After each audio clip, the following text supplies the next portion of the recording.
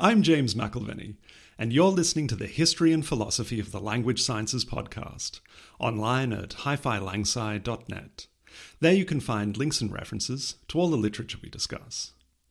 In the previous episode, we introduced the Neogrammarians, a group of linguists based primarily around the University of Leipzig, who in the last 2 decades of the 19th century came to dominate the field. Linguistics in this period was basically divided into 2 broad camps: those who aligned themselves with the Neogrammarians, and those who defined their work in opposition to them. In this episode, we turn to some of the major critiques of Neogrammarian theory and practice, and see what they tell us about the state of linguistics around the turn of the 19th to the 20th century. The central point around which most critiques of the Neogrammarians revolved was their claim that all sound change takes place according to exceptionless laws. As we discussed in the previous episode, this article of Neogrammarian faith appeared prominently in Osthoff and Brugmann's 1878 manifesto, and was repeated in various forms in other Neogrammarian writings. Of course, this claim was just one principle, albeit a very important principle, in the edifice of Neogrammarian doctrine, but it came to be considered by many as the defining feature of the movement. This image of the Neogrammarians is not entirely unfair. Even though they acknowledged the complexity of human language and frequently qualified and hedged their claims, the day-to-day work of most adherents of the movement was confined to refining the sound laws, accounting for the historical development of the Indo-European languages. Objections to the Neogrammarian principle of exceptionless sound change were of 2 main kinds. On the one hand, there was a widespread feeling that it was nothing new, and it was simply propaganda on the part of the Neogrammarians to claim that they were revolutionizing the field. Johannes Schmidt, in an 1887 essay, argued that the Neogrammarians' unwavering commitment to sound laws was not so novel, but rather just that they were merely proceeding further down the path pioneered by August Schleicher. We'll recall from episode 5 that the main achievement of which Schleicher could boast, and on which his rise to prominence in the field of comparative historical linguistics was based, was his thoroughness and rigour in formulating accounts of historical sound changes in Indo-European languages. He followed through on sound laws and elevated them to a level equivalent to laws known from the natural sciences. The Neogrammarians, according to Schmidt, were merely continuing this approach. There was also plenty of criticism that targeted the substance of the Neogrammarians' notion of law. One of the best known and most comprehensive critiques of this sort is that launched by the Romanist Hugo Schuchardt in his 1885 essay On the Sound Laws against the Neogrammarians. The essence of Schuchardt's critique is to say that all this talk of laws is a feeble attempt on the part of linguists to cast their discipline in the mould of the natural sciences. The analogy, he argues, doesn't hold. A law in physics, for example, is supposed to have universal validity, but so-called sound laws are restricted in a number of seemingly arbitrary ways. Sound laws don't operate in the same way in all languages, but are restricted to certain dialects and to specific time periods within those dialects. If we take the example of Grimm's law, which we discussed in episode 2, we see that it applies only in the Germanic languages. Indeed, its utility to the linguist comes from the fact that it's restricted to the Germanic languages. It's what sets the Germanic languages apart and defines them as a group within Indo-European. Grimm's law, and all other sound laws, therefore say nothing about the universal functioning of human language, but merely describe specific, local occurrences. And even within this specific context, they have a temporally limited operation. Grimm's law, for example, describes a process that's gone to completion. That's to say, it describes sound changes that are no longer happening. This temporally bound concept of law has the further undesirable consequence of supporting a teleological view of language change. It assumes that there's a final state towards which languages strive. These specific sound laws require us to imagine a period before a sound change, a period in which it's taking place, and a final stage where it's completed. But in reality, all languages are in a constant state of flux. Every period in the history of a language is in fact an intermediate period. There's no final endpoint that languages seek to achieve. The restriction of sound laws to distinct dialects is also empirically untenable. If we examine the way people actually talk, we find that sound changes don't proceed in the regular way that sound laws would suggest. Sound changes seem to propagate unevenly through different words in a single dialect. Even worse, the distribution of sound changes doesn't seem to respect putative dialect boundaries. The clear splitting of a parent language into independent child dialects postulated by the family tree model can't be found in the wild. Instead, we only find cases of overlapping sound changes across related dialects. A good illustration of this phenomenon is the so-called Rhenish fan, which was first demonstrated by the German dialectologist Georg Wencker in the 1870s. Wencker sent out questionnaires to school teachers and other trusted locals in towns and villages across the Rhineland, the region in western Germany that borders France, Luxembourg, Belgium, and the Netherlands. The questionnaires asked for transcriptions in the local dialects of various phrases, which Wencker then used to identify diverging pronunciations of words. When he compiled the questionnaires and charted the results on maps, Wencker observed, among other things, that the second Germanic sound shift predicted by Grimm's law was staggered from south to north, meaning that there was no clear boundary between southern and northern German dialects. For example, to the south of the Rhineland, the second Germanic sound shift has gone to completion.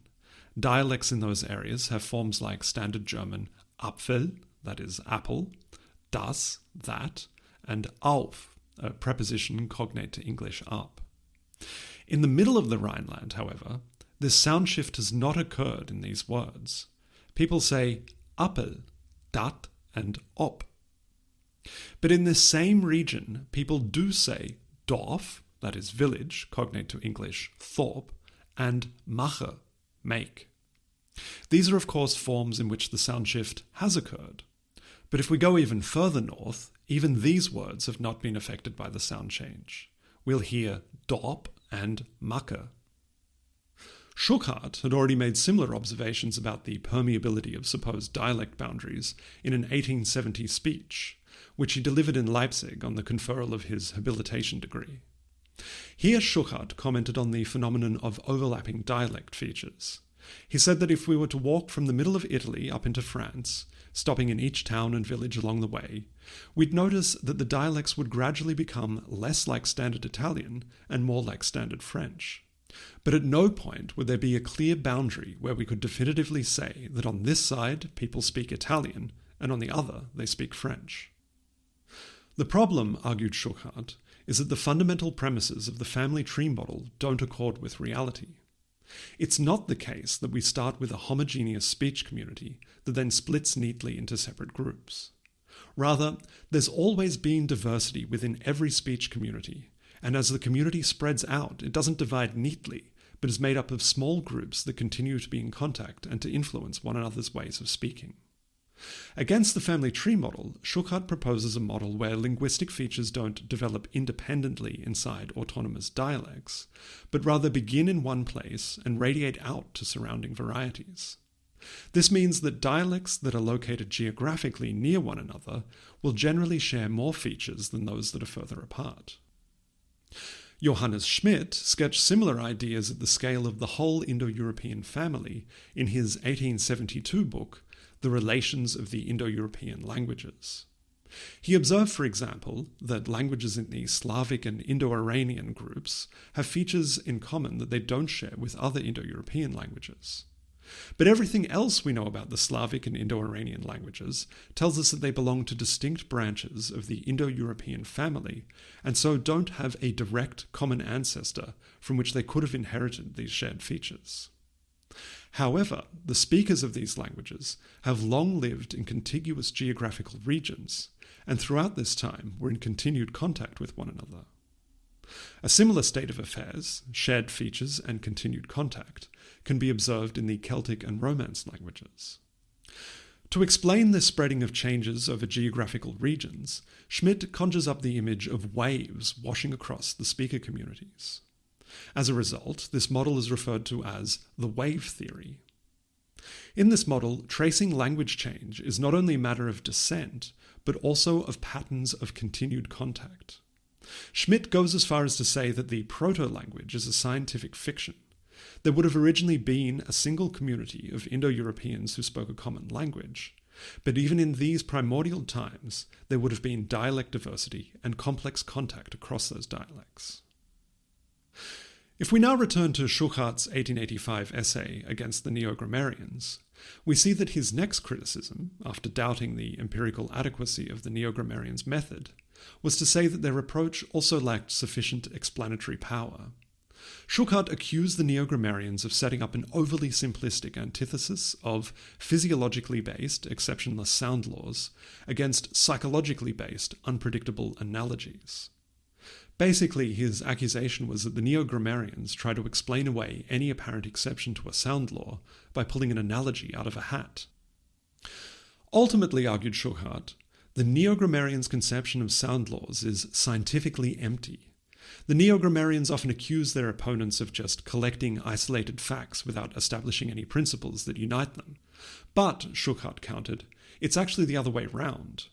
The so-called sound laws are just descriptions of phenomena that have no explanatory value. In fact, insisting on sound laws only serves to shut down discussion and hinder science in finding deeper explanatory principles. What the Neogrammarians have done, according to Schuchardt, is hypostasize their laws. They've turned their descriptions of observed regularities into something that's supposed to have a real existence. The reason for the Neogrammarian success, says Schuchardt, is simply that they've been able to distill their approach into a mechanical method that can be applied without any thought or talent, and which can be picked up easily by students. Despite being easy to teach and to use, this approach is scientifically barren. So what is Schuchart's alternative? Schuchardt says that change in language is similar to fashion. It's a matter of conscious or semi-conscious imitation. Innovations in a language spread because people imitate one another's ways of speaking. Typically, uneducated people will attempt to imitate educated people, people from the country will imitate people from the city, and so on. To support this position, Schuchardt names the example of uvular trill, r, in Germany and France, which orthographically is usually represented by the letter r. The realization of this sound as a uvular trill first emerged among the upper classes of Paris, and from there it spread out to supplant the more traditional apical trill, r, in many people's speech throughout the French and German-speaking countries. So we notice here that this is another example of a sound change that doesn't respect the boundaries of languages, or even of subgroups within the Indo-European family, since it spans French and German, which are respectively in the Romance and Germanic branches. Schuchardt adds that in order to trace changes like this, we must examine individual cases of sound change in individual words. Schuchart's observations here will of course remind us of William Dwight Whitney's comments about innovation in language, which we discussed in episode 8. In fact, even though the Neogrammarians appealed to Whitney's work as providing a foundation for their own views, Whitney himself remained somewhat skeptical of their positions. Deploying similar arguments to Schuchardt, Whitney objected to the Neogrammarians' notion of law. The term law should be reserved for principles that have universal validity, he said. But what we see in sound changes in language are merely tendencies. But Whitney only made these arguments in a few obscure talks and in his private correspondence with Georg Curtius, the academic elder who suffered so much from the Neogrammarians' revolutionary zeal. The mutedness of Whitney's criticism is perhaps surprising, considering the intensity of his polemics against others. We might speculate that he didn't want to offend his younger Neogrammarian colleagues, who held him and his work in such high regard. The line of criticism pursued by such figures as Schuchardt and Whitney still stayed more or less within the standard epistemological and methodological confines of disciplinary linguistics. But there were several much more radical critiques of the Neogrammarians, the most notable of which is perhaps that put forward by Karl Vossler. Starting with two short books published in 1904 and 1905, Vossler developed a theoretical position in which he pitted his own idealism in linguistics against what he called the Neogrammarians' positivism. The heart of Vossler's position was to argue that the Neogrammarians, in their sound laws and analogies, had developed a very useful method for identifying and tracing language change, but they had then made the mistake of treating this as the end of their task. The Neogrammarians, says Vossler, have fallen victim to what he called metaphysical positivism.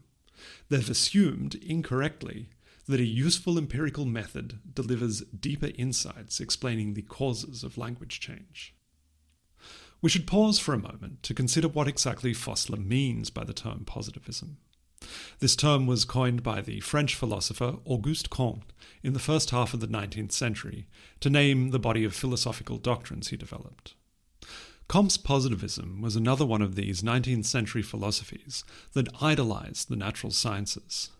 In very broad terms, Comte held up the empirically based natural sciences as the perfect paradigm for human knowledge. In studying the human world, Comte said, we should emulate the approach of the natural sciences. We can see that Comte's positivism has an unmistakable kinship with the scientific materialism that we met in episode 5. But Comte was in fact quite critical of materialism in its various guises. He disagreed with its reductivist nature. Despite these differences, however, Comte's positivism and scientific materialism shared an overarching commitment to the natural scientific mindset and were well received among similar progressive audiences. Another common point between positivism and materialism is that they were both refashioned as generic terms of abuse. This is the sense in which Vossler uses positivism. He's not referring specifically to Comte's positivism or any other clearly defined doctrine, but rather simply to what he sees as the unreflected worship of the natural sciences perpetrated by his colleagues in linguistics. The term idealism, which Vossler contrasts to positivism, is similarly non-specific. Many different but related doctrines throughout the 19th century were described as idealist. German idealism is classically identified with the philosophy of such figures as Immanuel Kant and Hegel, who we've encountered in previous episodes, and who have points of contact with the Romantic and Historicist movements that we've discussed at length. For his own part, Vossler saw his idealism as stemming from the work of Wilhelm von Humboldt, as mediated by the Italian philosopher Benedetto Croce. Vossler held that human language is ultimately the result of individuals' efforts to express themselves, and, as such, it's the product of individual mental activity. This means that in accounting for language, we can't simply look at attested words, as the positivists would do, but that we must dig deeper to the underlying thoughts, which is what the idealist does. The grammar of a language, according to Vossler, is the average form of expression in a speech community. This is, of course, a position much like that put forward by the Neogrammarian theorist Hermann Paul. The difference comes in explaining how this average becomes established. Whereas Paul and other Neogrammarians look to mechanical processes operating in the individual mind and the organs of articulation, Vossler takes an aesthetic perspective and asks why particular modes of expression are more congenial to the Sprachgeist, the collective mind of the speech community. Concretely, Vossler's approach is to examine individual instances of expression, preferably as found in literature, and to ask why one way of saying something was chosen over others. Linguistics, said Vossler, should really just be stylistics, the study of the style of individual speakers.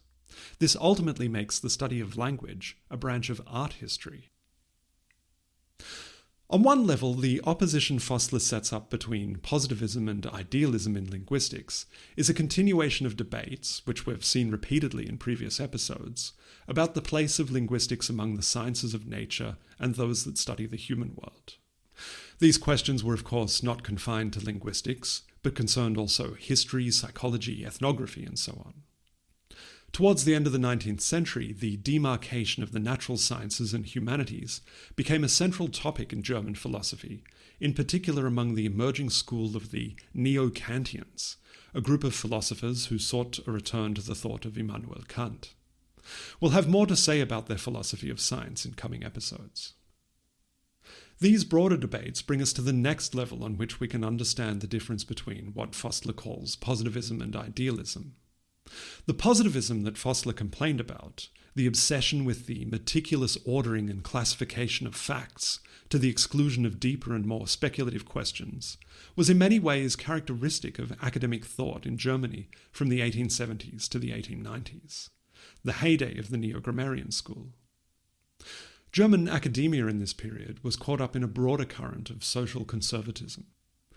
In 1871, after a resounding victory against the French in the Franco-Prussian War, Germany was finally united as a single empire under Prussian hegemony. The next 20 years were a period of the pragmatic but hard-handed rule of Otto von Bismarck, who systematically built up the power of the German imperial state, both internally and externally. Academia largely toed the line in Bismarck's Germany and embraced its role of training up civil servants for the empire. This role demanded an education that privileged the inculcation of rote technical skills over the cultivation of the sort of creative and speculative talents that were prized in the Romantic era of just a few generations before, the era in which the modern German universities were founded. Concerns about the increasing professionalization and technicization of academic life were one of the factors driving debates about the nature of education in the humanities, in which Neo-Kantian philosophers and others engaged in this period. But in 1890, Bismarck was forced out of his role as Chancellor of the German Empire, after major differences of opinion with the new Kaiser, Wilhelm II. This marked the beginning of a new era which was characterized above all by a virulent militarism that ultimately sparked the First World War.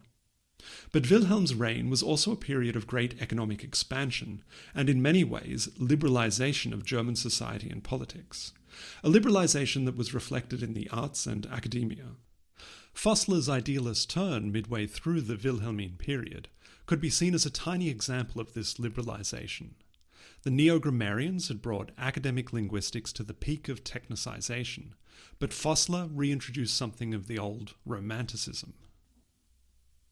With the end of this episode, we've reached the end of our survey of the chief currents in 19th century academic linguistics in Germany.